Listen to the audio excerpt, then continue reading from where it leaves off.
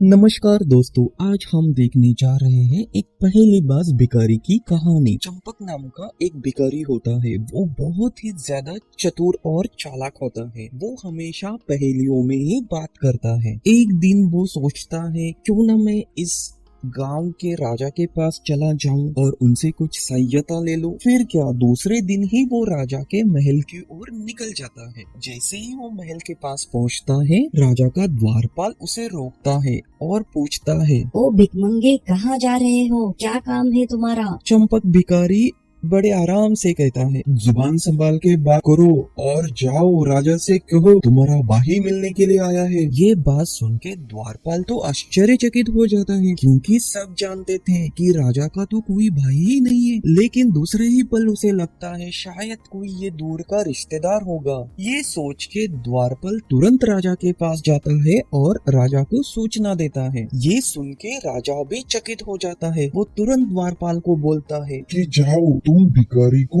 लेके आओ मेरे पास। द्वारपाल जाता है और भिखारी से कहता है कि आपको राजा ने अंदर बुलाया है। जैसे ही राजा भिखारी को देखता है, तुरंत बोलता है, अरे ओ भाई, कैसे हो? आओ, कैसा हाल है आपका? चंपक भिखारी बोलता है, भाई हाल तो ठीक नहीं है, विपत्ति में हूँ। जिस महल में मैं रहता था वो अब पुराना पड़ चुका है, वो कभी भी टूट सकता है। आपको तो पता है मेरे 32 नौकर थे, अब एक एक करके वो चले गए। मेरे पास 5 रानियां भी थी, वो बूढ़ी हो चुकी है, मेरी कोई सेवा नहीं करता, कृपया मेरी सहायता कीजिए।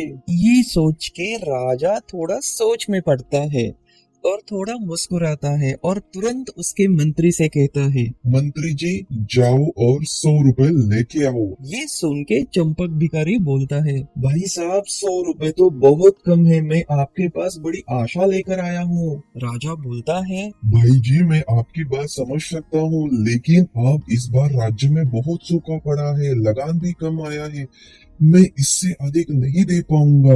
फिर चंपक भिखारी ठंडी आह भर के कहता है, तो भाई साहब चलिए मेरे साथ साथ समुद्र पार चलते हैं, वहाँ सोने की खाने हैं, वहाँ से हम सोना लेके आते हैं। ये सुन के राजा बोलता है, भाई लेकिन समुद्र पार कैसे करेंगे? इस पर भिखारी बहुत ही अच्छे से उत्तर देता है, आपको शायद पता नहीं है, लेकिन मेरे पैरों में एक मायावी शक्ति है। मैं जहाँ पे पैर रखता हूँ वहाँ सूखा पड़ जाता है, अगर मैं समुद्र में पैर रखूंगा तो समुद्र सूख जाएगा।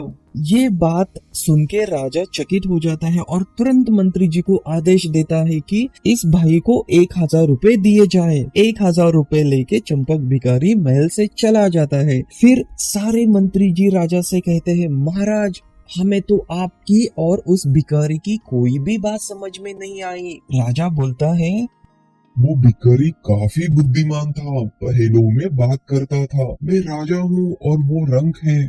भाग्य के सिक्के के ये 2 पहलू है, इसी नाते हम भाई हुए ना।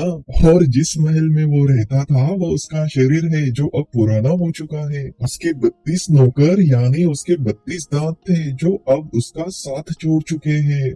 और वो जो 5 रानियों की बात कर रहा था, वो उसकी इंद्रियां थी, जो अब कमजोर हो चुकी है।